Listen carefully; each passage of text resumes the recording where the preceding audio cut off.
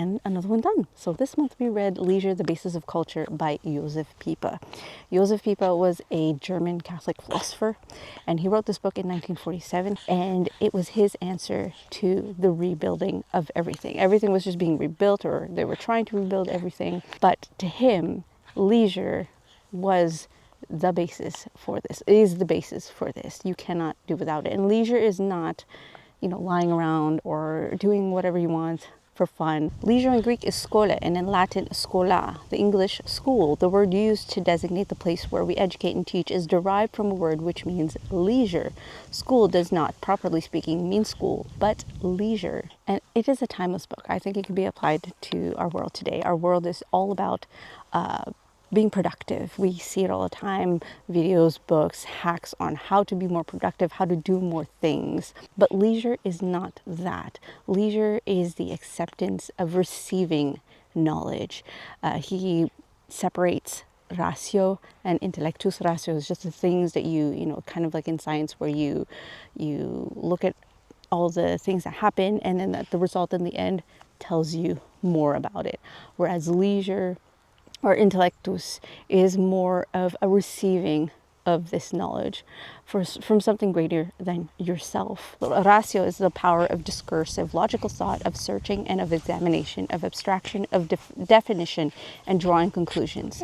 Intellectus, on the other hand, is the name for the understanding insofar as it is the capacity of simplex intuitus, of that simple vision to which truth offers itself like a landscape to the eye. It talks about the difference between servile arts and liberal arts. How servile arts, there is a means to an end, there are means to an end, whereas liberal arts is just what it is the end. And so though it is important for us to have people to build things, houses, or even, make food, the foundation has to come from something else, from truth, because in that it manifests itself in the things that we do. And we can see that in our buildings today.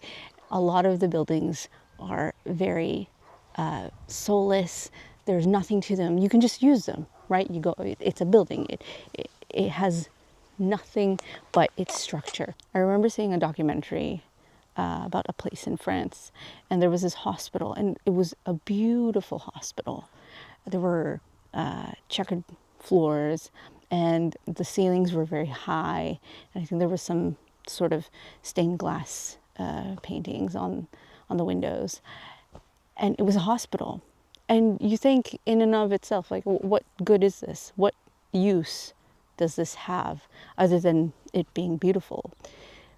But they explained that in that room, because I believe it was a children's hospital, in that room, that room would just do something that no other medical intervention could do to those children. It didn't miraculously, cure their illness, but it did something to them, to who they were, and it gave them hope in greater things. And that's what he said, as well as that philosophy, wonder, to philosophize is to hope. Leisure, knowing, philosophizing is not something that you do to do something. Just, he explains as how if poetry becomes a profession, it loses its meaning. It's no longer poetry. And he goes on to explaining how the more we contemplate, the more truth becomes easier for us to understand, and the more we seek it. And wisdom is not just knowing everything, but having that mysterious part, the part that you'll never know, is wisdom. It's just like when you're in a marriage, yes, you know that person very well, but every year, every day, there's something about them that you learn, and it never ends knowing them. I think there's a Hans or one about this art quote about that. And he says this act of contemplation, philosophizing, you cannot remove God from it. And if you do remove God from it, what you're left is with something else that you're going to worship. And that true philosophy is a celebration. The soul of leisure, it can be said, lies in celebration. Celebration is the point at which the three elements of leisure come at a focus: relaxation, effortlessness, and superiority of active leisure to all function. But if celebration is the core of leisure, then leisure can only be made possible and justifiable on the same basis as a celebration of a festival. That basis is divine worship. He continues on to saying that philosophy is great, but it's even greater when it becomes theology, because at the source of it all is God. Every philosophy has its religious belief, even when that philosophy is atheistic.